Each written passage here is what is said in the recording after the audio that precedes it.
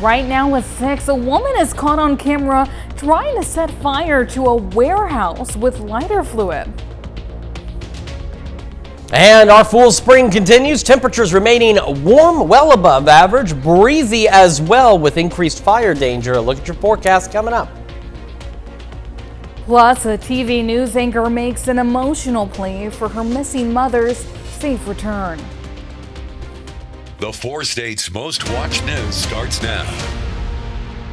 Good morning and welcome to the KOAM Morning News at 6 a.m. I'm Samantha Walker. And I'm Chris Warner. It is Monday, February the 16th. Happy Monday to everybody. Hopefully you had a good weekend. I know it rained on Saturday a little bit here and there. It was cloudy. But we needed it. Plenty of folks, we did need the rain, but that didn't stop people from getting out. No. I mean, it was busy on Valentine's Day. And as I mentioned, too, that storm Friday night, you slept through it. My youngest slept through it. But, man, it woke me up. That was like almost continuous cloud to ground lightning. And then out of nowhere came a dusting of pea-sized hail. I know. I had lunch with my grandparents on Saturday, and they were saying, yeah, we have to go fix our greenhouse. And I'm like, from what? And they're like, from the storm. It ripped holes in it. I know, and there you are like, what storm? I saw no storm. I heard no storm. Yeah, it was unexpected. We told you on Friday we were not anticipating severe weather. And by definition, that storm did not reach severe criteria. Yeah. But it was still a little unexpected, a little more intense than what we were thinking those storms would be. But the good news is we did get some much needed rain. It's not enough to make a huge impact in the drought, which is also why we have increased fire weather conditions as we kick off this week as well. We're going to start though with our live look from downtown Pittsburgh, and wouldn't you know it, it's still dark, but that's because it's 6 o'clock in the morning in February. But we're starting to get to a point where we're going to start gaining more daylight. As we take a look, it's hard to tell, but the skies for now are clear. Same from the West Coast camera, 7th and Range line in Joplin, clear skies, clear roadways. Not a bad start to a Monday. Same from the KDOT camera, just south of Pittsburgh, looking back towards Pittsburgh on 69. And our final stop, the MoDOT camera, 20th and Range line in Joplin, looks good as well. Not nearly as many cars out there now, again, as there was on Valentine's Day. So here's what we've got. This fire weather watch officially kicks in tomorrow, runs through the evening. Probably will be upgraded to a red flag warning at some point. So our far northwestern counties. Now, I would not be surprised to see that red flag warning potentially expanded out there because we've got very dry conditions and very gusty winds on the way. Temperatures right now, we're sitting at 43 in Joplin, 41 in Pittsburgh, and around the region, a mix of 30s and 40s out there. Most of us, as you can see, in the low to mid 40s. Fort Scott's been the warm spot all morning. Just doing a quick scan. Looks like you still are sitting at 46. Jay had been our cold spot, but right now that new cold spot belongs to, it looks like Grove at 33. But otherwise, you can see most of this region into the 40s to start the day. Remember, we should be in the upper 20s. Gusty south winds, a mix of mostly clear to partly cloudy skies across the area. And again, very warm temperatures. And as promised, I got rid of the bus stop forecast because there's no school today. I even brought my kid to work because I knew he had no school, and it's out of habit. I filled out the bus stop forecast, plugged in the information, threw it in the show, and realized, no, wait, that doesn't apply today. But here's what does apply. Clear skies again to start. Low 50s, mid 60s by noon, upper 60s, maybe some low 70s down south. And those south winds, 10 to 15 gusting to 30. Again, the winds ramp up as we head into tomorrow, increasing that fire danger. We're going to go over that and talk about when these temperatures drop in just a few more minutes. Samantha? Chris, thanks. An attempt into arson at a controversial warehouse site is now under investigation. Authorities say a woman tried to ignite the building using lighter fluid as debate continues over plans to turn the facility into a possible ICE detention center. A woman walks up to the southwest corner of the warehouse, throws lighter fluid against the building, and sets that accelerant on fire. Criminal defense attorney Henry Service, with no involvement in this case, said this woman, if caught, likely faces jail time for arson. Making a political statement and committing crimes could land you in a lot of trouble. While her attempt to light the concrete building on fire didn't work, she tried to keep the flames going by spraying lighter fluid on them. That fire can travel back up that stream of accelerant, and like I said, any spilled on you, that's gonna go up quicker than anything. The woman's actions have been universally condemned by government leaders, but their statements are sharply different about the now dead deal to turn the building into an ICE facility. Kansas City Mayor Quentin Lucas said, "I am outraged by federal efforts to place 10,000 human beings in cages inside distribution warehouses." A statement from ICE said, "These will not be warehouses. They will be very well structured detention facilities." Congressman Mark Alford said, "This type of violence is the intended outcome from the left's incessant threatening of federal law enforcement officers." Jackson County Legislature Chair Manny Abarca said what the woman did is the wrong way to protest. Here's what he called a potential new ICE detention center Thursday. A concentration camp in a community for profit. Ultimately, Service said it's the woman who chose to light the fires. For insignificant consequences to the building, she's got significant consequences to her life. Kansas Highway Patrol executes a search warrant in Franklin, Kansas Friday morning. According to the Crawford County Sheriff's Office, the warrant stemmed from an ongoing stolen property investigation. Investigators seized thousands of dollars worth of previously reported stolen property, suspected methamphetamine and drug paraphernalia, and suspected unlawful suppressors and fully automatic firearms. Chaz Swayze was arrested and transported to the Crawford County Jail. He's currently being held on 26 charges, but more could be filed. The investigation is still ongoing. Anyone with information is encouraged to contact authorities. Well, it's now been more than 2 weeks since Nancy Guthrie was reported missing. Authorities are honing in on articles of clothing the suspect was seen wearing and security camera footage from that night in the investigation. Today's show host Savannah Guthrie has posted a new video with a message for the person holding her mother. CBS News' Bradley Blackburn has more from New York. We still have hope. In a new video, Today's Show co-host Savannah Guthrie made this plea to whoever is holding her mother. It is never too late to do the right thing. Police believe Nancy Guthrie was taken from her home on February 1st. The FBI says a black glove found near her Arizona home is being tested for DNA and that it matches the gloves seen worn by the suspect in doorbell camera footage. We've got to find that guy. Somebody out there knows who this is. Authorities are asking for the public's help to find the suspect, who they believe is male, 5'9" or 5'10" tall, with an average build. Sources tell CBS News investigators have reviewed security camera video at this Tucson Walmart store as they focus on the black Ozark Trail hiker pack the suspect was wearing in the surveillance footage. The backpack is sold exclusively at Walmart. Friday, law enforcement searched a second house located less than 2 miles away from Guthrie's home and an SUV, though no arrests were made. The whole world just wants to know where she is. Members of the community signed a giant Bring Her Home banner hung outside of Tucson's local NBC affiliate. I just think of, what if this was my mother, and I just feel so bad for them. All hoping she'll be found as the search stretches into a third week. Bradley Blackburn, CBS News, New York. That's a look at this morning's top stories and weather coming up on the KOAM Morning News.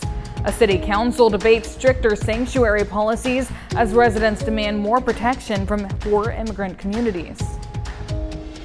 And gusty winds with colder temps on the way. Chris has a look at your weekly forecast. You're watching the KOAM Morning News. We'll be right back. Topping Nation Watch, the Department of Homeland Security is experiencing a partial shutdown. This comes after Congress couldn't agree on a plan to fund the agency before Friday's deadline. Most Homeland Security workers will stay on the job, but many won't receive pay until funding is restored.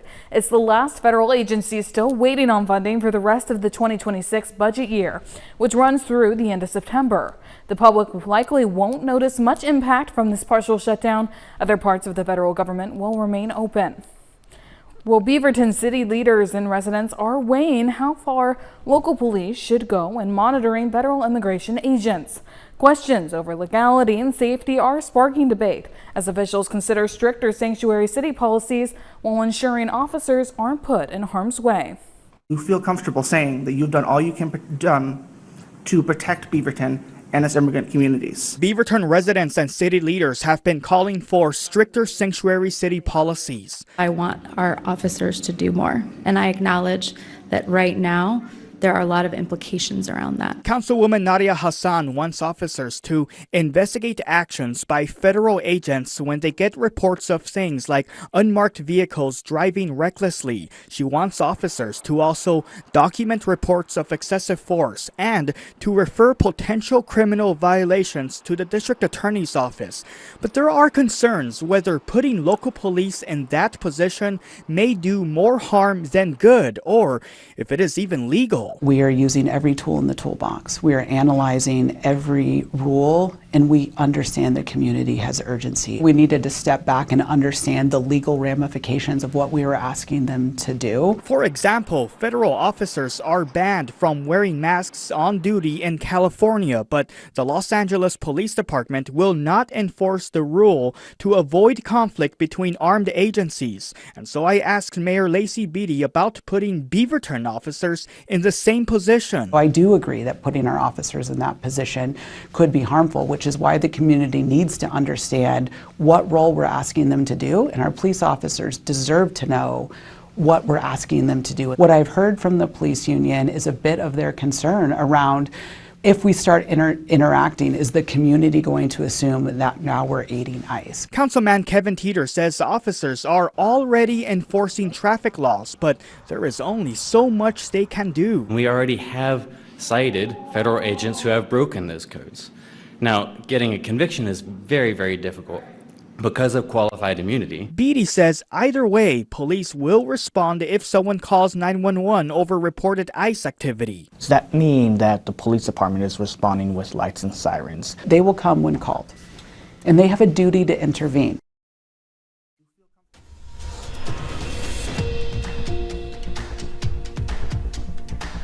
Plus, gusty winds with colder temps on the way. Chris has the look at your Monday forecast. Well, welcome back. We've got Lori Langley in the studio this morning. Thank you so much, Lori. Good morning. And I can tell you have Mardi Gras on your mind. I do. We're giving you guys some warning this time. Sometimes the holidays fall on the days that I'm here with the recipes. You don't get a lot of time to plan and prepare, but today you've got until tomorrow to get all of your things together and make this awesome cake that you can share with family, take it to work, have a little bit of fun with it. It's pretty easy and it's very festive. Yes. So a lot of people ask, they've heard of king cake, but some folks that are from a little farther south than us, it's a very important tradition for Mardi Gras. And king cake is essentially like a cinnamon roll, a fruit roll type of a dessert, covered with lots of icing and of course the colors of Mardi Gras and that purple, green, and gold. So we're going to kind of get those flavors all together, but we're going to do it in something that's a little bit little lower key today. So we're going to go with that bundt cake style, but we're going to get all those warm cinnamon flavors in there, all those yummy icings on top. So sounds great. This is a scratch bundt cake recipe that is pretty basic, but you can use your favorite. A bundt cake typically is going to be a little more of a pound cake texture, so a little denser cake, but really soft and really got a good crumb to it. So whatever your favorite is on that, if you have like a vanilla pound cake recipe, go with that. You can even use a mix on that. There's no judgment there. But the important element that we're going to add to it is a cinnamon blend throughout the cake. Yes. So all I have here that I've been kind of lightly getting all the little clumps out of is some white granulated sugar and some ground cinnamon. And I actually added in there just a couple tablespoons of brown sugar because that gives it a little more of a melty crunch when it bakes. So we're going to take this, and it's perfect to use those little containers that have a good tight lid, and just give this a really good shake to make sure that's well blended and that cinnamon is really coated in with all of the sugar. And then we're just going to set that aside. The rest of our ingredients that we've got out is we're starting with some room temperature butter, which means I'm going to be able to take my spatula and really easily poke into that. It's not melted. We don't want any liquid in there, but just really nice and soft. We're going to add to that some more white granulated sugar, and we're going to blend that together. Now, I'm not going to run my loud mixer on you guys this morning. We'll do that in between, but we're going to mix this together until it's really nice and fluffy. Nice. Very important that we get that granulated sugar well combined with the butter. That's why it helps when it's really nice and soft in that room temperature. After we've got that well combined, we're going to add 3 eggs to this, and as usual with our baking, large eggs. It doesn't say otherwise, always large eggs. And that's a little bit variable from store to store sometimes. So make sure you're really checking out your eggs brand to brand. You'll notice a vast difference in size of large eggs sometimes. And then in my little measuring cup over here, I'm going to lightly mix together with my fork. I've got a little bit of whipping cream and a little bit of just whole milk. And there again, when it comes to milk, we always are going to use whole milk whenever it doesn't specify anything else, because we need that fat content. When we want that good flavor and that good texture to it, we're going to use whole milk. So I'm going to set that aside. And then the last thing I've got to kind of pre-prepare is just all-purpose flour. And we've got a little bit of baking powder in this, not baking soda. Make sure you're using baking powder. And we want to whisk that together really, really well. And I kind of did the same thing as with my sugar over here. I put my lid on this, just give it a good shake. If you don't have that, or you can put a good lid on it, you can sift that through there with the baking powder with it. So we're going to combine all of these ingredients patiently until we get a really nice thick dense batter. And when we come back, we're going to show you how to layer this well into your pan so that it bakes beautifully, and then make that lovely icing for the top. Oh, it's going to be so much fun. It Well, is so thank you, good. Lori. We'll be right back. Here's your Skywatch weather forecast from the trusted Roper Kia Weather Center. Welcome back to the KOAM Morning News. Coming up on 6:24 on this Monday morning, we are starting with this. Effective tomorrow morning through the evening, we have this fire weather watch in our far northwestern counties. Now, could it be expanded? It's a possibility.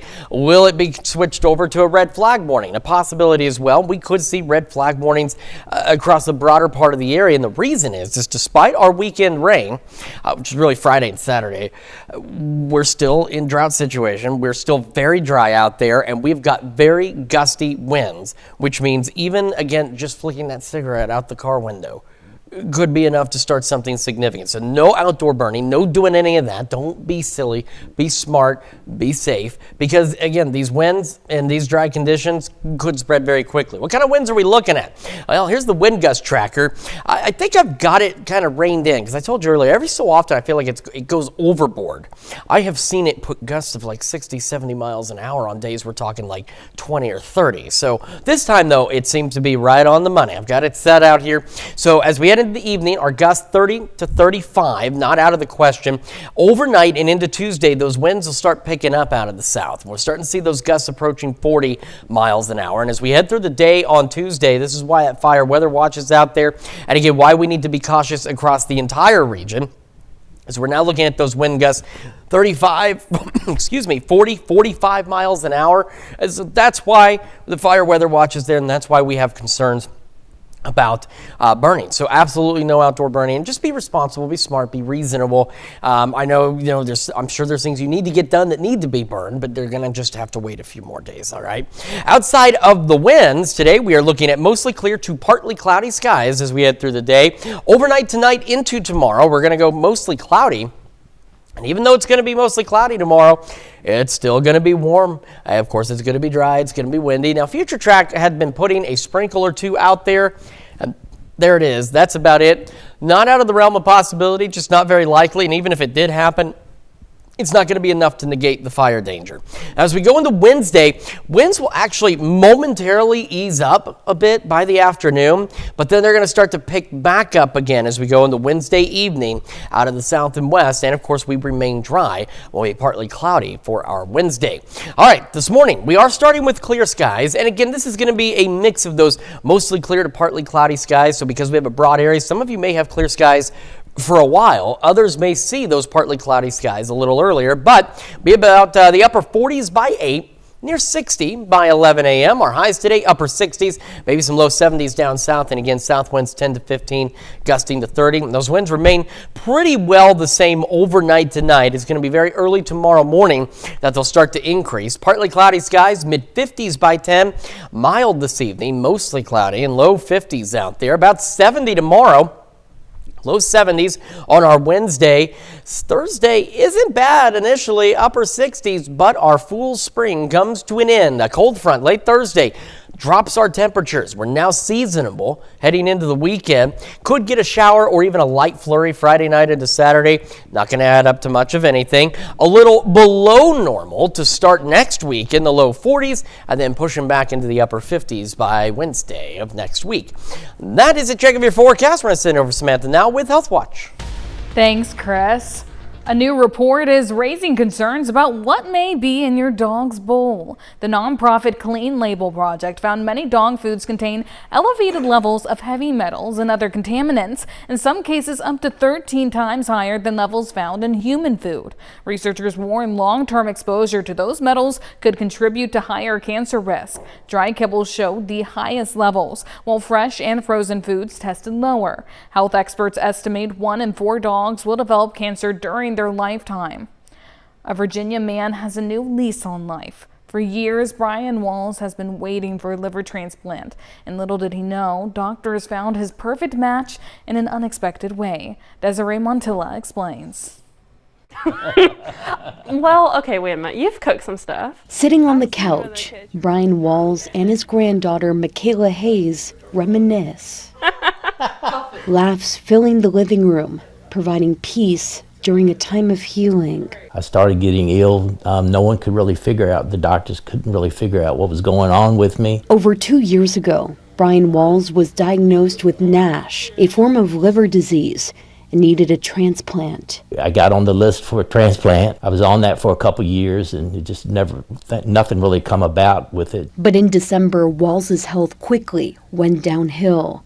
While fighting for his life in the hospital, little did he know a donor was on standby. I just knew that it was meant to be. The perfect match, turning out to be his 25-year-old granddaughter. It was a blessing, a miracle, something that no one could have ever expected. On December 23rd, Michaela donated a portion of her liver to her grandpa, a Christmas miracle, giving Brian a second chance. It was just an instant change in my life, and God's blessed me, and with the family that has looked after me. An outcome meaning everything to Michaela, coming 1 year after a heartbreaking loss for the family. 1 year before the surgery was when my, not stepdad, but second dad passed away from cancer. I mean, it means more than just saving someone's life. It's awesome.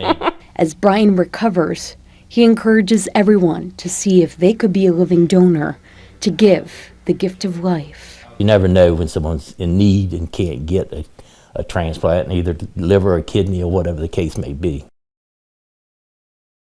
That's a look at some of today's top health stories. We'll be right back. Right now at 6:30, a Joplin native and famous poet is honored on what would have been his 125th birthday. And we've got clear skies to start the day. However, it's going to be warm. It will be breezy, increased fire dangers as well. A look at your forecast coming up. Plus, as spring arrives, hibernating wildlife is starting to wake up, and some might be closer to home than you think. The 4 states' most watched news starts now. Well, good morning and welcome to the KOAM Morning News at 6:33. I'm Samantha Walker. And I'm Chris Warner. It is now Monday, February the 16th. Hopefully everybody had a good weekend. It wasn't too bad, cloudy, a little dreary on Valentine's Day, but that did not stop people from going out. No, it was busy. It oh was my so goodness. Busy. So we didn't even try, because usually we go out to dinner every Saturday night. It's our family's tradition, and we're like, we're doing lunch. We're going to do lunch because Valentine's Day. I'm sure even lunch was busy. We got in early. We were like, we're going to enter our old person era, and like it was an 11 a.m. lunch, which is basically brunch. Yeah. Well, I mean, you almost had to. I mean, we set up some reservations a week or so ago for Valentine's Day. We got there. We got to our table on time. Took a while to get the food. No problem. I mean, everything was still good. It's just it was so busy. And as we were being seated, those without a reservation, we heard him telling them where we went, it was like a 2-hour wait. And on the way there, traffic was incredible. So hopefully everybody was okay, got out, got your celebrations done yesterday. A nice day as well. Still quite a bit of traffic yesterday, but beautiful day. Today, not so bad, but the wind's picking up. That's going to lead to some increased fire danger. Let's start though with our live look from downtown Pittsburgh.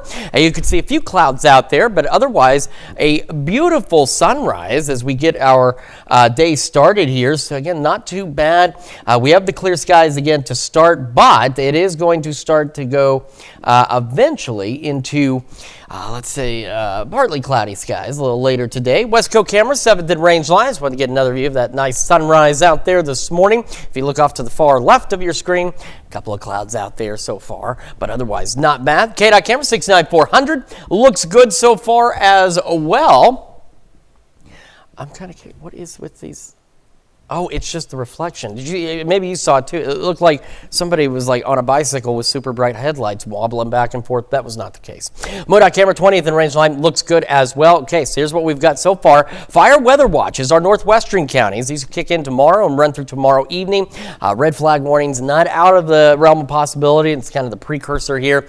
And really, even if you're not under one of those, it's still going to be dangerous burning conditions across the areas. We have very gusty winds and very dry conditions. And despite the rain, it is still very dry. We're sitting at 43 in Joplin right now, 41 in Pittsburgh, and across the area, temperatures for the most part have made it into the low to mid 40s. Jay's back to be in the cold spot at 30. Fort Scott, though, still reigning champion here as the warm spot, sitting at 46 so far this morning. Again, gusty winds and a mix of mostly clear to partly cloudy skies, and that'll be the theme throughout the day today. So again, no outdoor burning and no discarding your smoking materials from the car or wherever, because on days like this, it doesn't take long for a fire to start and spread very quickly.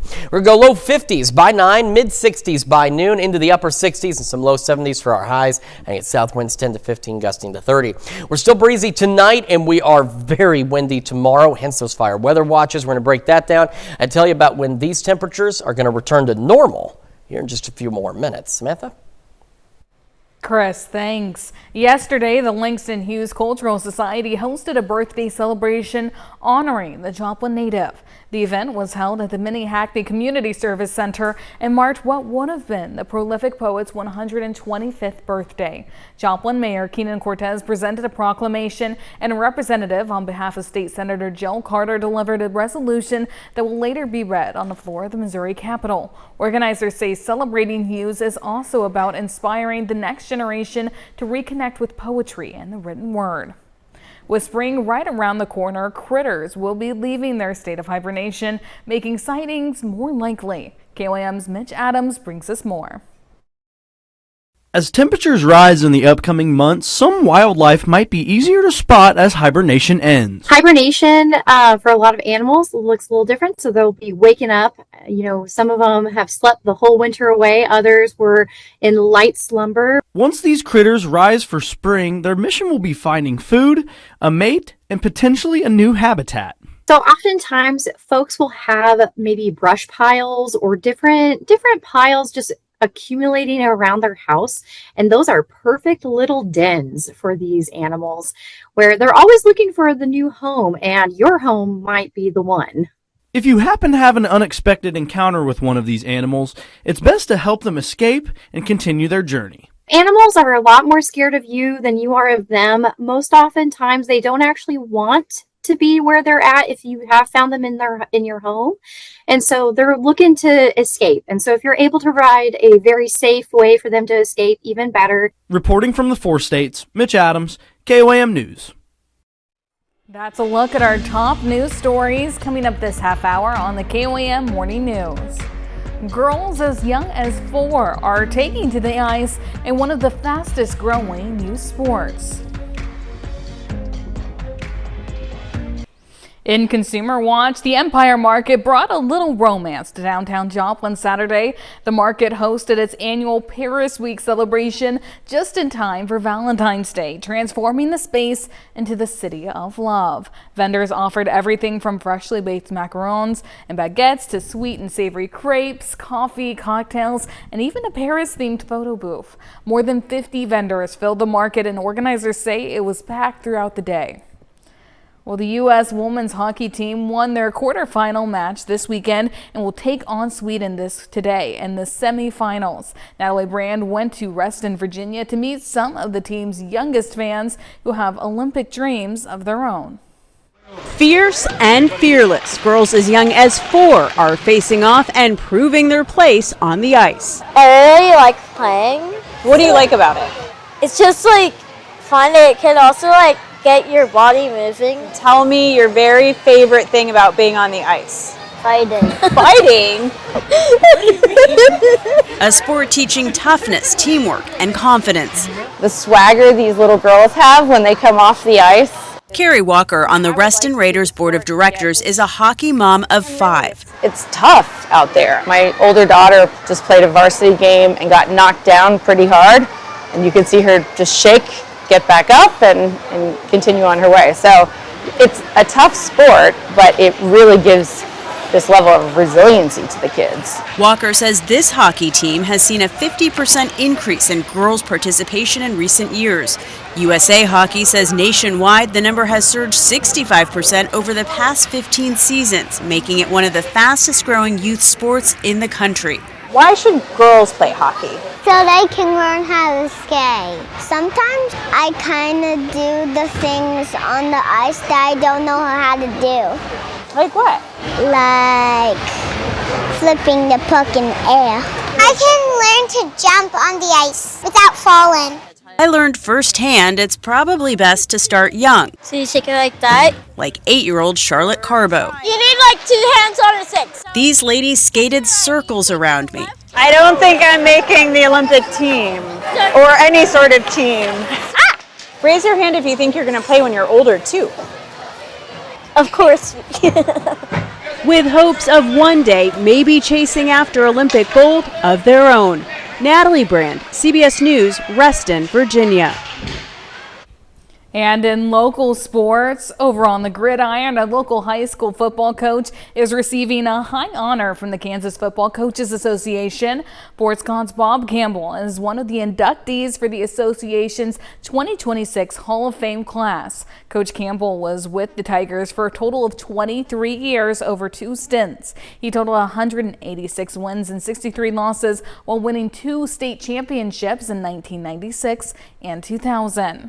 Back over in Missouri, the Diamond High School Wildcats have announced a new coach change to their football staff after last season. The high school announced that Brad Hoker will become the head coach of Wildcat football on Friday. The new man at the helm has 21 years of experience at Pierce City High School and looks to help Diamond improve on their 1-win and 9-loss season in 2025. That's it for sports. Here's to Chris with a quick check of the weather. Yeah, again, we are starting with fairly clear skies out there. A few clouds visible from downtown Pittsburgh. We are going to have a pretty nice day. Very windy, though, and winds increasing tomorrow, so we do have some fire weather concerns. We're going to break that down for you and talk about the colder air that's on the way. Also, celebrating birthdays and anniversaries right after this. Time now, 6:44. Time for some Monday birthdays and anniversaries in there. And we're starting in Webb City with Rowdy Ray Johnson celebrating birthday number 1. Happy birthday. And in Golden City, Shasta Broyles is celebrating birthday number 6. Happy birthday, Shasta. And over to Pittsburgh, Maddie Lance celebrating birthday number 8. As Grandpa says, happy birthday, cowgirl. And in Carthage, Jackson Curry is celebrating birthday number 11. It says, happy birthday, Mom and Sissy, love you. Dad is celebrating with you from heaven. And in Parsons, Kinsley Nutter celebrating birthday number 14 today. A very happy birthday, Kinsley. And in Stockton, Layton High School is celebrating birthday number 16. It says, love you bunches, your family. Happy birthday, Layton. And in Jasper, Andrew Schweigert celebrating birthday number 25. Happy birthday, Andrew. And in Parsons, Megan Dixon is celebrating birthday number 29. It says, have the best day. We love you from the whole family. And down to Neosho, where Zachary Pritchett is celebrating birthday number 41. Happy birthday. And in St. Paul, Deb Jones is celebrating birthday number 70. It says, happy birthday from your family. Happy birthday, Deb. And over in Galena, James Johnston celebrating birthday number 74 today. Happy birthday to you, James. And Ed Evans Capaldo is celebrating birthday number 82. It says, happy birthday. We love you as a husband, dad, grandpa, and all-around good example and friend. Happy birthday, Ed. And over to Carl Junction, where John and Julie Alford are celebrating their 38th wedding anniversary. A very happy anniversary to you. And in Chanute, Brad and Carrie LaRue are celebrating their 40th anniversary. A very happy anniversary to them. And then we're heading over to Parsons, where Emily Ray is turning 25. Happy birthday. And in Weir, where Jared Watson is celebrating birthday number 29. Happy birthday, Jared. And Leah Brassart in Columbus celebrating birthday number 83 today. Happy birthday. And in Columbus, where Linda Garrison is celebrating another year older and wiser. Happy birthday, Linda. All right, a great list of birthdays and anniversaries. And of course, if you would like to celebrate with us, it is super easy to do. Yes, you should pay attention to this email that you can see on your screen. It's birthdays@komnewsnow.com. That's where you can send those photos, those birthdays, those anniversaries, the messages you may want us to read, but also make sure you pay plenty of attention to the deadline that you can see on your screen, so that way we can make sure we're able to celebrate with you on your special day. Yes, very important information there. Some important weather information for you. This is effective tomorrow through tomorrow evening, but a heads up, we already have a fire weather watch in our northwestern counties for tomorrow. The next step up, heading into red flag warning criteria. And just because you may not fall under one of these does not mean that it's going to mean that it's suddenly safer to burn over here versus over there, because it's not. We've got very gusty winds pushing in today.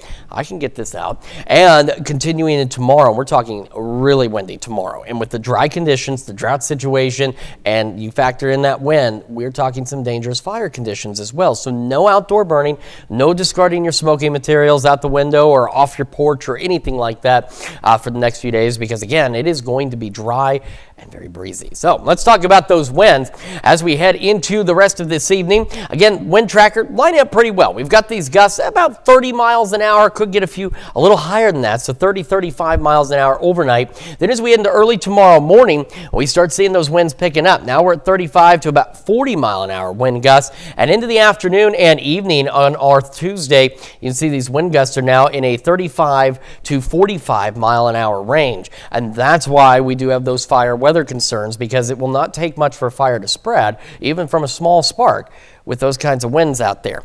On to the future track. From the other side of things, it's breezy, as we just mentioned, but we'll have mostly clear to partly cloudy skies as we head through today and into the afternoon and evening hours, eventually becoming partly cloudy through the evening, and then gradually becoming mostly cloudy overnight tonight, heading into our Tuesday. Now, even though we're going to be mostly cloudy Tuesday, we'll still be warm and again dry and breezy, so that's why those fire concerns are out there. Don't let the clouds make you think, oh, well, it's going to rain, so I go ahead and make this small fire. It's not going to rain. You cannot make that small fire, because Mother Nature will not be there to help you put it out. Instead, she will be there to help fan it.